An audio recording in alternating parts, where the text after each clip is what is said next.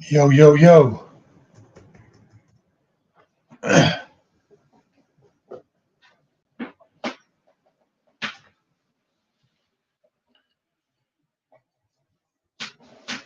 Can't hear you. There we go. I had it muted while I was sitting here.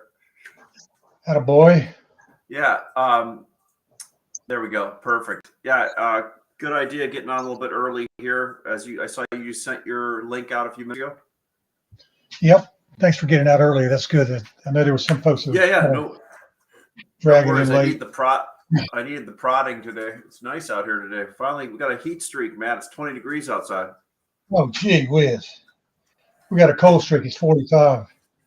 Daryl and I walked out yesterday about 5:30 out of the office. I'm like, man, it's warm out here because it went from 0 to 20, so it felt like it was like 80 outside. Come out in this coat. It was great.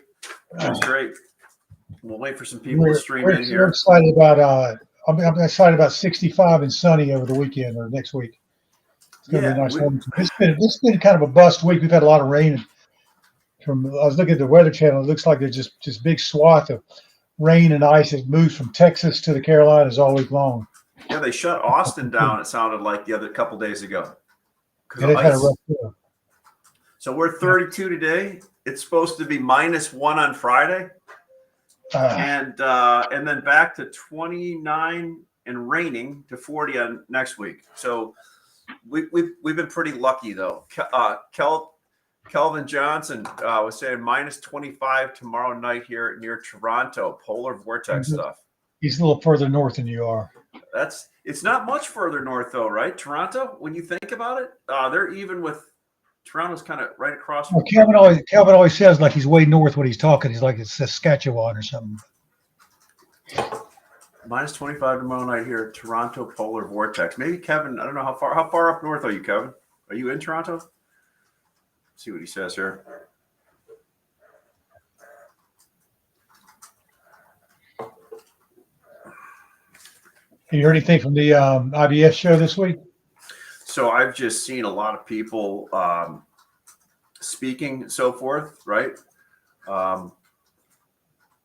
There's Chris Gates. Hey there, I'm just a dude trying to get a home built. I've been following to see the status of lumber and how it might affect the local builders. I really appreciate all the information you share. Well, appreciate that, Chris. Just for a little side note, Chris, lumber's not your problem. Yeah, it's everything else, I think, right?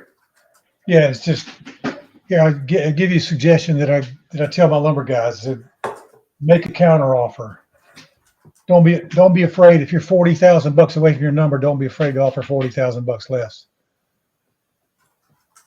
These guys, home builders, have got more and more inventory coming on stream this month and next month than they have in a while. So I think there's going to be a little bit of inventory. So I think all you got to do is make an offer that's comparable to whatever an investor for a build to rent's going to offer, and you're probably going to get a deal. Yeah, sir. Hello from icy Dallas, Richard Kavnar, Chris Gates in Southern Oregon. Hey, Chris. Yes, people are streaming in here. We had pretty good. We were almost 50-50, Matt, on YouTube versus LinkedIn last week. We had half the people were on LinkedIn, half the people were watching on YouTube. So the YouTube just keeps getting more and more. And notice what was the other? Would you had it on? What else did you have it on? Because I saw there were only two links today. So I had it on Twitter, LinkedIn, YouTube. two LinkedIns, and two YouTubes. My personal one, and then the company one. Yeah, I've got several people that tell me that they tried to do it on YouTube. So it's good that you're doing that. I guess it's easier, right? It's easier to get on. Yeah, if you don't have a LinkedIn account, you probably, or I guess that's the case, but anybody get on YouTube. But I don't know what the quality is. I guess the quality is about the same. It should be about the same. YouTube just makes it easier to find it and log in. For some reason, the algorithm at LinkedIn sometimes makes it problematic to find. I don't know why. Not always. Sometimes if I just go to your LinkedIn page, it's running live on your LinkedIn page. Yeah. I mean, without having to log in. I have my page running below right now. That's where I put the comments in. Good. There's a little bit of a lag. but not much. Hey, I want to ask Richard Kavnar. I know it's icy in Dallas, but what's this doing to job site passability and all that kind of thing going on? Is it holding things up, or obviously it is, but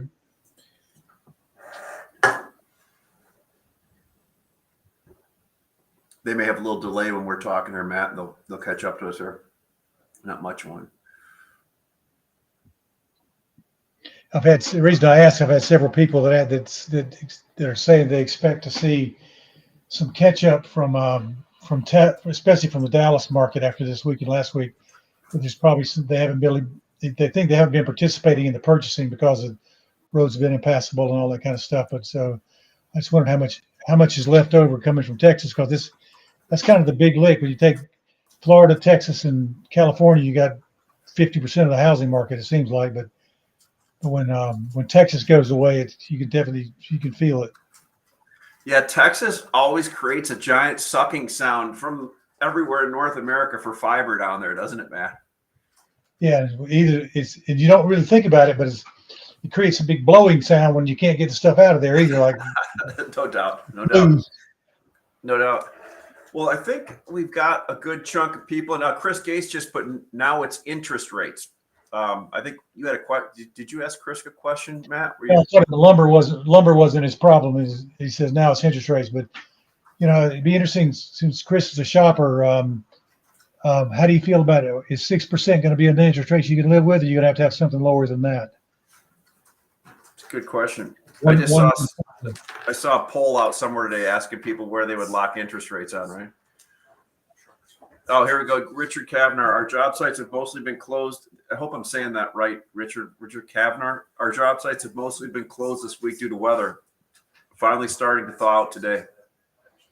I'm assuming that's going to mean slush and mud for a few days before you can get fully back pouring footings and framing. Yeah, generally it doesn't slow down very much where Richard's at. I don't think they generally are going all the time. Yeah, I know when I lived in Houston, whenever they got ice, which ice is obviously different, it shut the city down. Like we get shut down. If we get a forecast of a dusting, we shut down schools for a week. Yeah, and you guys plow with road graders too. Yeah, tractors and plows. You just polish the ice, is what you do. They are motor graders. They're just these big old spider-looking things going down the interstate 8 miles an hour. Yeah, no doubt. Well, let's kick it off, Matt. I think it was. I'm glad you got me motivated to get on early, because I think it's important when you send out that link to everybody. And they sign on, so they don't just see dead space there. We talk, and we got a good interaction going already early on. So I appreciate you doing that. Welcome to Lunch with Lumbermen. Matt Lehman, Lehman's Lumber Guide and Ashley Buckle Materials Exchange, Chicago, Illinois. Glad you could be here. Had a great show last week, Matt. We had like 150 people watching live, which is great, and then many more were watching after that. So look at a lot of different market since we talked last Thursday, right? We got we kind of got your January chaos that you were talking about, right? In a way. So I think that was the last week of it. It was interesting because we had down and up and sideways and not knowing what to do. It was certainly a chaotic month, but that's just the nature of just trying to figure out what you got and what are you going to do. What are you going to do next? Yeah, no doubt. So we made a pretty good move in spruce pot. It seems like, and we'll jump over to your scouting report in a second. Let's just talk about a pretty good bump in spruce. Obviously, I'm always careful when I talk about futures because yes, they're related, but a lot of people don't trade them themselves. But futures got so far in front of everything, it was showing. That it kind of pulled cash with it, we could say, right? Yeah, I think before we got that rally, everybody's looking at futures going, well, what's this $90 premium? How can you justify that? It's certainly a good basis trade. We talked about basis trading, and the basis trade didn't really go anywhere for a few days, but I think it finally came into about $50, so it's still worked a little. But it's interesting. You go from 2 weeks ago or maybe 3 weeks ago to last week to this week. It's been like a yo-yo, kind of like the Yeah. old flop back thing where you. But because Yes. last week it was extremely positive, and everybody that had wood that was bullish on the market had taken a position. It was speculatively long, and I think the industry got speculatively lightly long. And now this week we got a little bit of buyer's remorse setting in because you can still buy. I saw spruce available today from I think West Fraser was at 454 again, so we're down about $20 where they got to their high mark. And wholesalers have got a lot of wood. One guy, I was going to read a quote from one of my scouting team guys. I'll read you. I'm going to read you what he said. I don't know if he's on or not, but it was interesting that he said. Let me scroll down and read it. I don't want to be completely wrong in this. Let me start with late response. Blah blah blah. Take our time. Builders appear to be holding orders very close and tight to their chest right now. I know that in my market, Central Florida, there's a lot of dirt being pushed and infrastructure being laid by multiple builders. I expect this to translate into orders in the near future. My feeling is that builders will be looking to adjust their strategies, and we're in a holding pattern until they formalize their plans. And that's the same kind of thing I'm hearing from the at the IBS show. A couple of guys have said that over the last 2 weeks, the traffic has picked up. Builders seem to be a little more. They're not overly optimistic, but they're not nearly as pessimistic.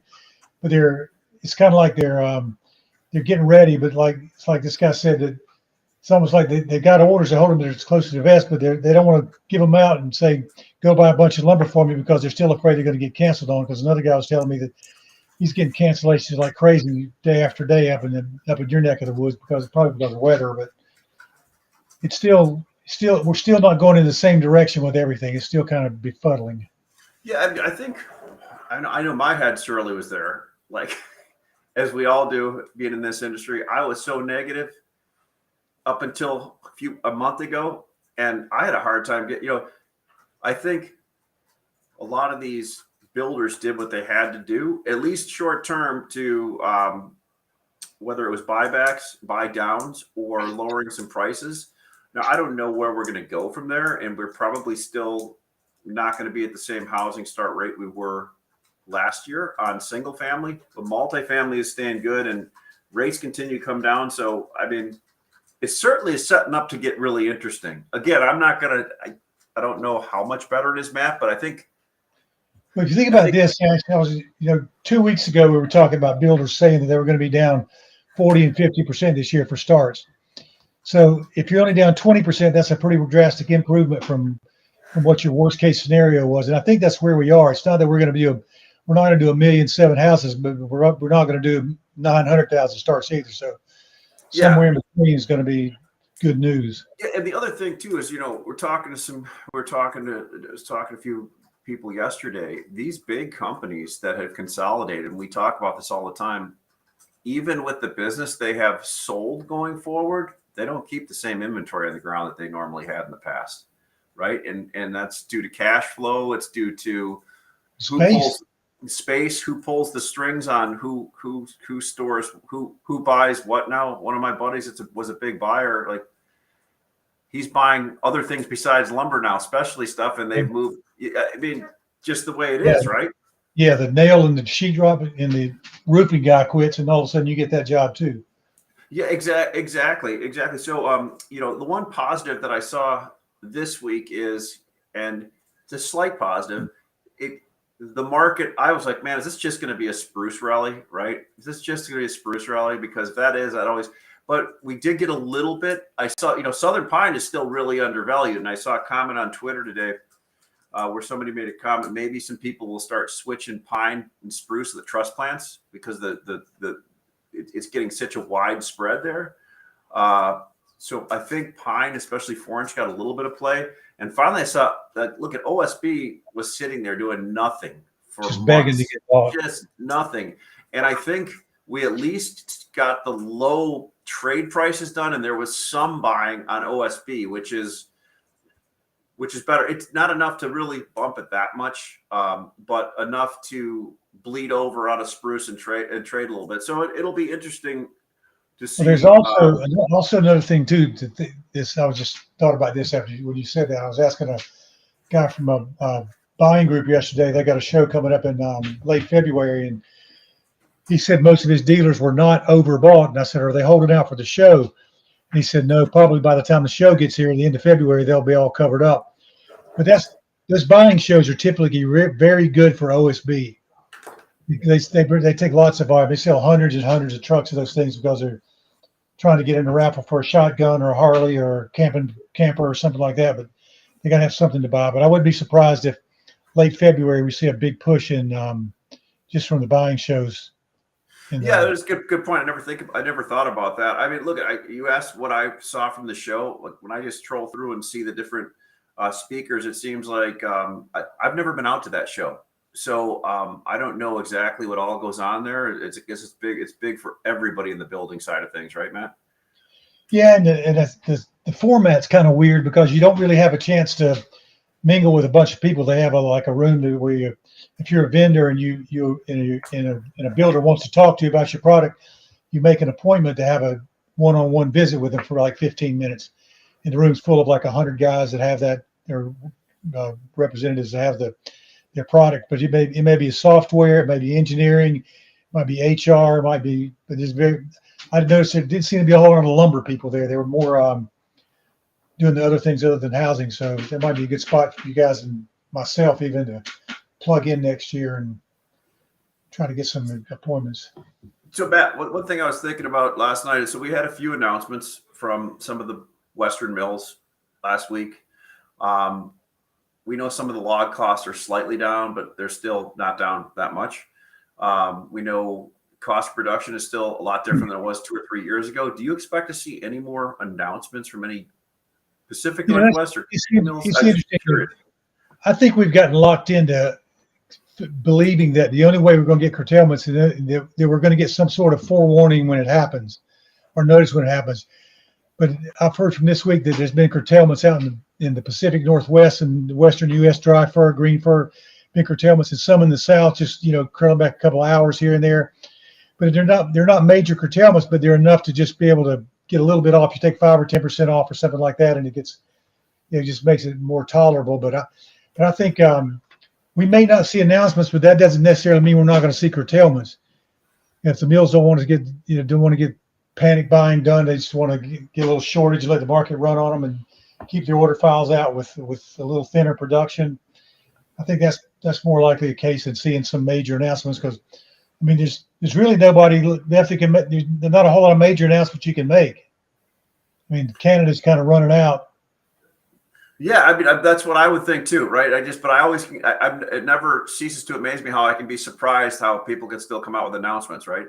That's why. All it takes is like last week that the Canfor announcement. If I'm not mistaken, this Canfor announcement was all stud mills. Is it 3 stud mills? Well, no, I think it was one of their Dimension mill, Chetwin, I think, and then you guys may know. I don't know for sure. And then I thought it was Chetwin, one of their Dimension mills, and then they talked about some temporary stuff at Houston, which is one of their big Dimension mills. I believe. so they could regroup and do the whole thing bigger. It's going to be by 2025, but that's a long way off by the time you redo a whole mill. But well, let's Matt. Do you want to bring up? I'll have Nick bring up the guide real quick. Is that cool? What do you want? Sure, Let's go down and look at the 12-month forecast and take a look at it real quick.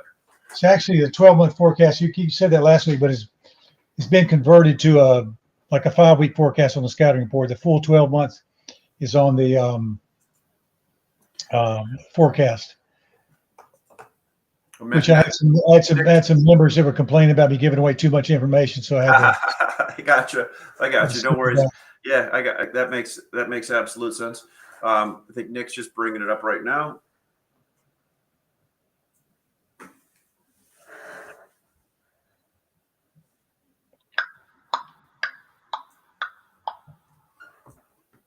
See if we can find it here. Yeah. In the meantime, the shows though, Matt, I just couldn't get myself to go out to Vegas, even though it's probably been great. Is this the right one we want to bring up, Matt, or are we going to bring a different one up? Yeah, that's it. Okay. That's good. Yeah, there. Neil Billows just said Canfor was random, Sinclair was studs. How about Toco? Was Toco studs too? I don't know. I thought Tokel was studs, but Sinclair was the mill that I was thinking about. That three stud mills. yeah, that's correct. That was Sinclair. Yeah. There you go, Matt. So what do we read into this in week 5 here? I was kind of looking back further about where it looked like it kind of was off track a little bit, but it seems like the FTPs this year have been running where the FTPs occurred. A couple times we've had some accelerations rather than reversals, and I think that's what's going to happen right here. We got an upward move at week number 5. That's the FTPs this week, and it projects another rally into like week number 11 or 12. You can see where they kind of start to round off there. So I think there's still some upside, at least in probably for the next 3 weeks, 2 or 3 weeks. We could see some upside follow through, just as people with wood trying to, goose the market, keep it up, and the guys that have the wood not making it really cheap. But after that, it's I think it's questionable. I think that March is going to be a pretty significantly down month. We could have a pretty nasty drop in March because unless the builders come off the pot and start letting go of some starts and some framing packages, these guys, the market could potentially be really overbought. You got a lot of euro coming up, and there's still, even today, there's still mill specials with multiple carloads, multiple truckloads of oddball things that are showing up, and to have a market that just moved $100, you would think of the week that it just finished move $100, you wouldn't see so much extra wood around, but apparently there's a lot of wholesale wood that's bought, spec wood is bought. And when the Canfor announcement came out, just being that it was Canfor and being, a big name, everybody says that they wait for West Fraser Canfor to make an announcement and say, okay, there's the big one. So that was probably even though it was just a 2-week deal, it wasn't going to start until April, so it wasn't even going to affect us right away. But everybody still reacted and probably overbought a little bit or added to some positions just because it was the nature of who it was that made the announcement. So I kind of think we're in at least adequately bought, but potentially by the end of this week and next week, the market will be overbought. Well, so what I'm seeing, Matt, is if there's still some stuff that's well priced, it's getting picked up. Like and if there's some stuff that's, how can I put it? Last week's price plus, it's sitting, right. But today we had people coming in, if they were pricing some inventory without a bunch of extra markup on it, right, it was moving, and it was and people were doing it. But if it was replacement cost today, it wasn't moving as much, if that makes sense. Yeah, that's significant. I heard from a wholesaler broker earlier in the week, and he said that he's getting firm offers for last week's prices. Yeah, it doesn't matter what the number was. It's just saying, I'll take what you have at last week's prices, and they said they were taking them, and that's a $50 counter when you figure what print did for the week. Basically, a $50 counter off of giving it right back the first week out of getting the rally and giving it right back. So that's not really bullish either. Yeah, I mean, so the market's surprisingly still kind of plodding along. Look, it's the best move we had in 6 months, right? So it gets us all excited when it happens, right? And the thing is, especially when you've been looking for it for 4 months. Yeah, yes. You and I have been looking for it for a while, right? I know. Forever. Well, what else do you want to talk about today, Matt? I'm not as prepared as normal here.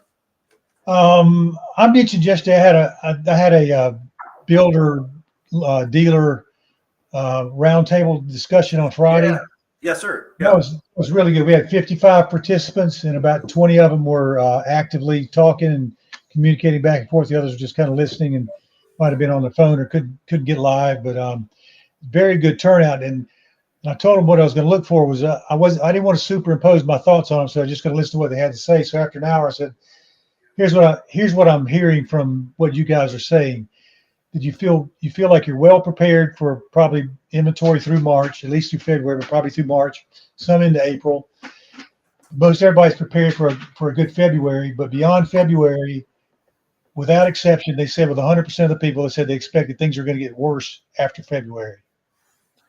So that kind of tells you that where they're that's where their planning is. If they're saying that's what their expectation is, that's probably where their plans are too. So the market's probably adequately bought. I'm guessing through, or not guessing, but surmising, probably through the middle of March, which means the end of February they've got to make a decision to buy again or reduce inventory from there. So it's gonna be a tricky spot at the end of this month. So, but their expectations are that business is going to get slower and they won't have to make another major buy till maybe later in spring. I've heard a lot of talk about like a late spring rally, and I think that's a good likelihood. Likely when you get a late market run like we did this year, instead of preparing the beginning of November, you wait till the beginning of January to make your preparations for spring, and we get a good nice rally then. Typically, a late start means a late finish. So I'm kind of looking for this market not to peak out until May. So you got some sloppiness here, but I think the surprise is going to be that builders aren't going to do 60% or 40%. They're going to do more like 20% less than they did last year. That's a good point. One thing I'm seeing, just and maybe you and I talked about, Matt, and it started out last Thursday, Friday. Multifamily people, there's probably a handful, called me just to say, hey, what do you think? I don't know if they did it. What do you think about long-term purchasing? I'm like, well, what do you mean by long-term? How far out, right? So, because some were March. I'm like, well, March, if you're buying for March, that's cash market, right? Yeah. But some wanted to go all the way out and said their builders that are more removed from the purchasing every day, or they've outsourced it to these people that I was talking to, wanted to lock out. If they don't want to go through some of the same stuff they went through in the last 2 years, and I don't think we're going to, but nonetheless, they wanted to go out and lock stuff out into September and October of next year. I'm like, well, that's. Yeah. And I know some people that are large contractor yards that have done that. They did it like fourth quarter last year. They bought wood for September this year. They got it on the yard already. So that's how it's not that you can't do it, but if you can lock in the numbers, there's nothing wrong with these prices right here for long term, for as far as the builder's concerned, because the numbers pencil out, but especially for multifamily. But I've seen lots of multifamily jobs that getting tabled because of just interest rates and not necessarily the cost of lumber, but just the overall picture. They think it's going to get better. But that's the last report I saw. The multifamily was expected to be down pretty significantly by the end of the year. So it almost looks like it's overbought with what we got. I mean, overbuilt with what we've got under construction right now. Yeah, well, certainly right now, currently, it's still the bell of the ball, so to speak, right? It's still moving pretty good. Yeah, it seems like it feels to me though that there's more interest in build to rent homes than there is in apartments. So I wouldn't be surprised if the second half of the year we don't see an inversion between multi and single family because of that single family. But I know one thing I am hearing is everybody, even people that I know that can't sell their house right now, are just saying, well, I'll rent it then. If they have okay, yeah, well, sooner or later. Yeah, it's like everybody tells me that. Oh, that's great. Well, listen, Matt, I think that's a pretty good. It'd be interesting to see what we get together, what you and I are talking about next week. After we've gone through this little bitty bump up, it should be pretty cool. What else do you have coming up as far as roundtables go? Do you have anything else coming up in the future? We're going to do the roundtable on a monthly basis. If you get anybody that wants to, I misspelled scouting report there on my thing. Is anybody that wishes to participate in the roundtable has to be a subscriber to the scouting report or the market forecast, and you can sign up for that at the laymansguide.com/scouting report. And we'll get you hooked up with that. It's very informational. It's the communion, the community, the relationships that you guys are building with each other. It's pretty cool when you watch over the course of an hour how people they get comfortable with each other, and people they haven't talked with before, they start opening up to each other, and it's really informative. I haven't seen anything like that. We're in an industry that everybody's kind of protected and thinking they got some kind of secret they don't want to share, but then you get out and realize everybody's doing exactly the same thing.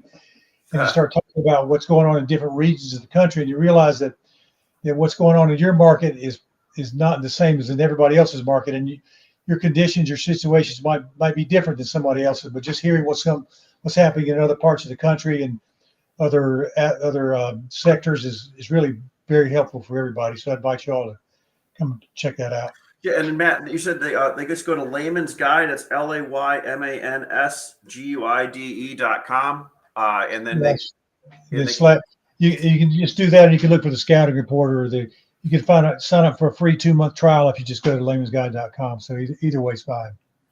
Richard Kavanaugh saying in Dallas Fort Worth, our multifamily clients are mostly holding off until second half of this year, hoping for lower prices and lower interest rates. We have 1,800 units currently under construction. Just started 317 unit project, closed last week at another 84 units. We don't think we'll see any more starts until May or June. That's pretty significant. Yeah. Good information.